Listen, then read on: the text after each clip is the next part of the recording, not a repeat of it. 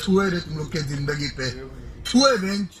अस्सलाम वालेकुम। Hey guys, अस्सलाम वालेकुम। आज हम रिएक्शन वाले हैं पर भाई की न्यू वीडियो पे जिसका टाइटल है कि गोदी मीडिया और मुस्लिम्स एंड इस्लाम। अब उसकी मीम्स पर रिएक्ट करने वाले हैं।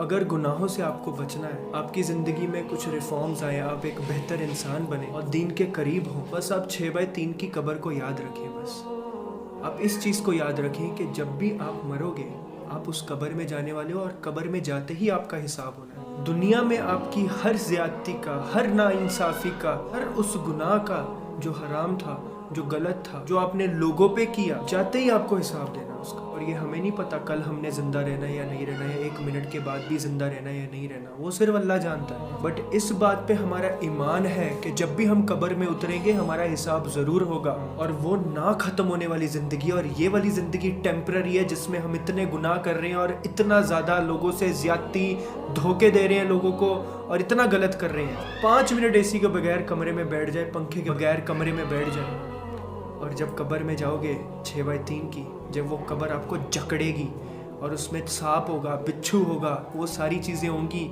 और आपसे हिसाब लिया जाएगा। आय हाय हाय हाय, अल्लाहु अकबर। क्या आप वो 6x3 की ज़िंदगी गुजार लोगे अपने इस किरदार के साथ, अपने इस रवैये के साथ, इस धोखे के साथ? आपको कोई ज़ोर से जकड़ लेना तो भी आपका दम घुटता है, और जब आप कब्र में जाओगे और कब्र में आपका क्या हिसाब होना है, आय हाय हाय भाई, सोच के भी मतलब रोंगटे खड़े हो जाते हैं भाई। वो सोच के तो आपको इस चीज़ के बारे में सोचना पड़ेगा। या तो आप ये टेम्पररी ज़िंदगी में सुधर जाओ, अल्लाह वाले बन जाओ और सही रास्ते पे चलो, या तो फिर तुम्हारा हिसाब होगा जो ज़िंदगी भर का अजाब होगा, ज़िंदगी भर का। तो इस चीज़ को नकारो नहीं, इस चीज़ को समझो और सुधारो। अस्सलाम वालेकुम एवरीवन। आज का वीडियो बहुत इंटरेस्टिंग होने वाला है। बिल्लू टॉक्स की तरफ से ये वीडियो है। हमने पहले बिल्लू टॉक्स के चैनल से एक वीडियो किया था, गोदी मीडिया वर्सेस असदुद्दीन अवैसी साहब, एंड ये media on Islam and Muslims. आप सबको पता है कि गोदी मीडिया पूरी तरह से बिका हुआ है, क्योंकि दिन रात वो एक ही चीज़ करते हैं, वो है हिंदू मुस्लिम, हिंदू मुस्लिम, हिंदू मुस्लिम, हिंदू मुस्लिम। ये मुसलमान है, ये हिंदू है, वही है भाई उनका, ये वैसा कर रहा है। उनको कुछ लेना देना नहीं है कि हिंदुस्तान में किस किस चीज़ की सबसे ज़्यादा इम्पोर्टेंट चीज़ है। हिंदू मुसलमान से ज़्यादा बहुत ज़्यादा इम्पोर्टेंट विषय है जो हमारे सारे लोगों के लिए ज़रूरी है। अभी अगर कोई इंसान मुसलमान है या हिंदू है या फिर सिख है या ईसाई है, तुम्हें उससे क्या करना है भाई? तुम काहे को उसमें जले में नमक डाल रहे ले, काहे को तुम उसमें अपना बिजनेस बना रहे हो, राइट? बट इनको नहीं करना है, तो हम भी फिर वही वीडियो बनाएंगे इनके ऊपर। सियासत करनी है ना। हर जगह खतरे में है। फिर अगर भारत में खतरे में है ना, तो हर जगह खतरे में है। आप जो है भारत में मुसलमान खतरे में है, भारत मुसलमान से खतरे में है। जा पूछ क्या? भारत में मुसलमान खतरे में है, भारत मुसलमान से खतरे में है। छुए रे तुम लोग के जिंदगी पे छुए बेंच। अस्सलाम वालेकुम। Hello guys, welcome to Billu talks. यारो कैसे हो आप सब? दोस्तों, आज का ये वीडियो गोदी मीडिया के ऊपर होने वाला है। गोदी मीडिया के जो न्यूज़ रिपोर्टर्स टीवी पर जहर उगलते हैं इस्लाम और मुसलमानों के खिलाफ, और जो उसके बाद में एक गिरगिट की तरह रंग बदलते हैं, उसके ऊपर आज का ये वीडियो होने वाला है। ये लोग हर दिन अपने टीवी न्यूज़ चैनलों पर बैठकर कुछ ना कुछ जहर उगलते रहते हैं, जिसकी वजह से इन्हें पैसा भी मिलता है। कहाँ से मिलता है आपको तो पता है ना, आप सबको पता है, कहाँ पता है। इन लोगों को तो हर चीज में सिर्फ मसाला ही चाहिए। इनके ज्यादातर डिबेट्स भी नफरत फैलाने के ऊपर होते हैं, ना कि सोशल इश्यूज के ऊपर। इसलिए आज हम आपका परिचय देश के असली गोदी मीडिया से करवाएंगे। जनता इनको कुछ भी बोले, इन्हें बिल्कुल फर्क नहीं पड़ता, क्योंकि इन गोदी मीडिया के न्यूज चैनल वालों को तो एक स्पेसिफिक ग्रुप के लोग देखते हैं। इनकी एक स्पेसिफिक ऑडियंस है जिसका नाम है हाफ चड्डी वाले और अंधभक्त। जब तक इन जैसे लोग रहेंगे तब तक गोदी मीडिया वालों का धंधा चलता रहेगा, और गोदी मीडिया वालों की तरह ही इनका हर दिन कोई ना कोई काट के चलाया जाएगा। हमें गोदी मीडिया कहकर बुलाया जाता है। मालूम है तेरे बाप को मत सिखा। चल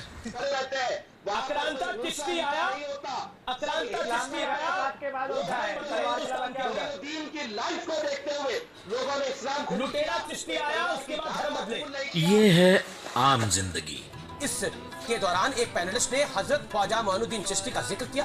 गर्मा गर्म बहस के दौरान मैं कहना कुछ चाहता था, लेकिन कंफ्यूजन के चलते गलती से ख्वाजा हजरत मोइनुद्दीन चिश्ती को लेकर मेरे मुंह से कुछ और निकल गया।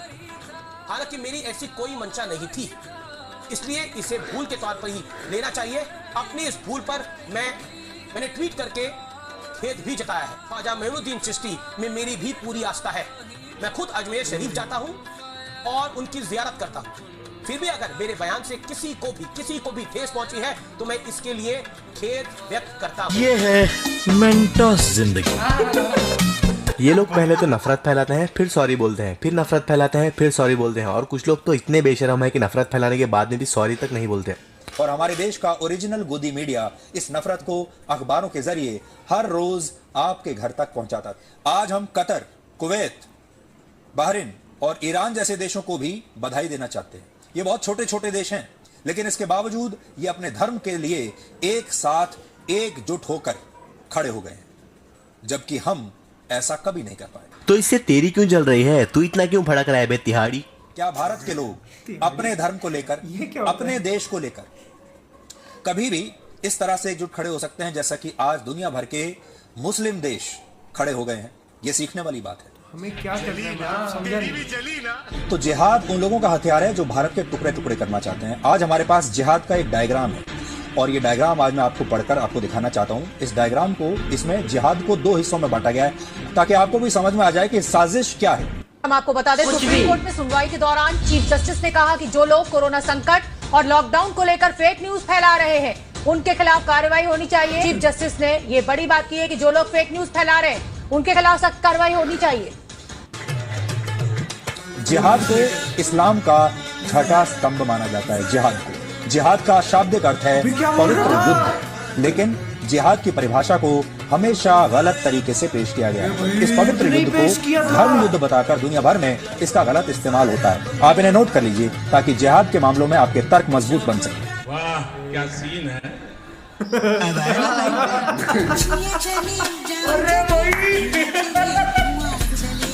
अगर वोटिंग धर्म के नाम पर हुई तो इससे बीजेपी को जबरदस्त फायदा होगा। हम आपको शुरू से बताते आ रहे हैं, अगर लोगों ने धर्म के नाम पर वोट डाला तो योगी बहुत आगे निकल जाएंगे और नुकसान होगा अखिलेश यादव का। फिर मैं आपके सामने एक बार फिर एक्सप्लेन करता हूं। देखिए, ये थी योगी आदित्यनाथ की स्ट्रेटेजी। उन्होंने क्या किया, समाज को 2 हिस्सों में बांटा, 80% और 20% पे। पूरी रणनीति इस तरह की बनाई कि मुस्लिम वोटर अलग थलग हो जाए और 20% को जाने दिया जाए, लेकिन 80% हमारी तरफ आ जाए। काशी और मथुरा उत्तर प्रदेश की वो दुखती रग है, वो नब्ज है जो राज्य के लगभग 80% हिंदुओं को चुनाव में एकजुट कर सकती है। आप जो सैफरन कलर का ये जो देख रहे हैं पूरा 80% ब्लॉक, अगर ये एकजुट रहा तो फिर योगी आदित्यनाथ को कोई रोक नहीं सकता। शर्मो शर्म करो शर्म। 14 करोड़ मुसलमानों में से 10,000 के आसपास जो है वो मुट्ठी भर कहलाते हैं। अब मुझे आप बताइए, majority of them are radical? मैं तो आपको यहाँ पर प्रूफ दे रही हूँ, लॉजिकल रीजनिंग कर रही हूँ। आप कीजिए logical reasoning that all of the Muslims are radical. कैसे कह सकते हैं? आप मेरे सामने कहेंगे और मैं इत्मीनान से सुनूंगी? कैसे सुनूंगी? कतई नहीं सुनूंगी। नो फिक्र नो शाय, आई एम मियां भाई, आई एम मियां भाई।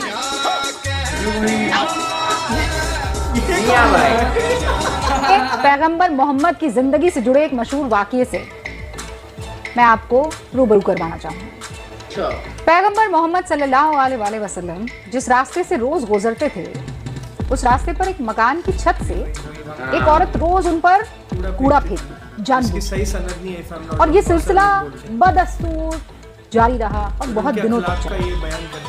फिर एक दिन महिला ने कूड़ा नहीं फेंका।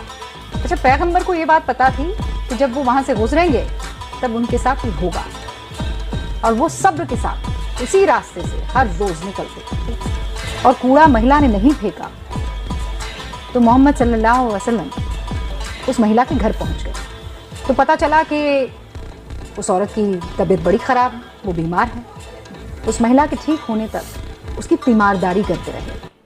तो रुको जरा, सब्र करो। मैं ये नहीं कह रही कि मुझे इल्म की पूरी जानकारी, लेकिन फिर भी मैं आपको बता देती हूँ। जब आदम अलैहिस्सलाम आए तो इस्लाम नहीं आया। इस्लाम कब आया? ये आपकी गलतफहमी है। प्रॉफिट जब लेकर आए बाकी सारी किताबों को, फिर आपने कहा कि ये नहीं, अब इसे फॉलो किया जाए। डॉक्टर तस्लीम रहमानी मना कर रहे हैं, बताइए।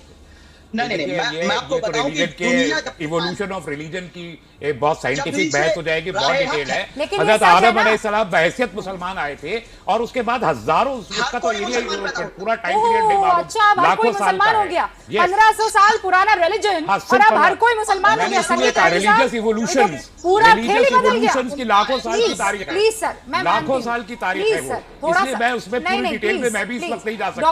बड़ी स्कॉलरली डिबेट है, लेकिन इस्लाम के धर्म की तकबीर होती है 1500 साल पहले, कंप्लीशन होता है 1500 साल पहले। तो आप सच बताइए ना, ये मत कहिए ना कि वो जिसका जिक्र करते हैं मनु को लेकर या आदम को लेकर, आप कह रहे हैं तब से इस्लाम चला रहा है। हम तो कुरान में जो लिखा है उसको मानते हैं। आप सच्ची बात कहिए, हम तो जो कुरान पर बात रखिए, हम कुरान में जो लिखा है उसको मानते हैं। और कुरान ने जो ये कह रही हूँ कि जब प्रॉफेट मोहम्मद जो है वो आए तब इस्लाम आया, इससे पहले इस्लाम नहीं था।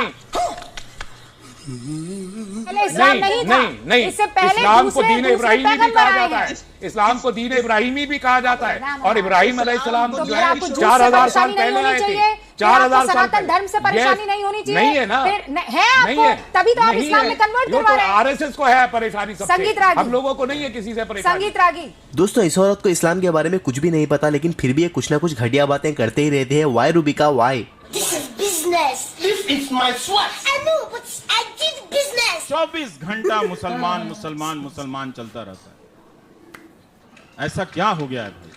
चले जाओ उसके घरों में जाकर दरवाजा खोल के देख लो, अगर इतनी नफरत हो गई है तो देख लो जाके कि वो आपका ही है, आपके बगल में बैठता होगा, पढ़ता होगा, देख लो ना। सही बात है, सब मिलके ही तो लड़े थे इस देश के लिए। और कितना किसको कितना डराओगे, इसलिए कि आपके पास टीवी चैनल है।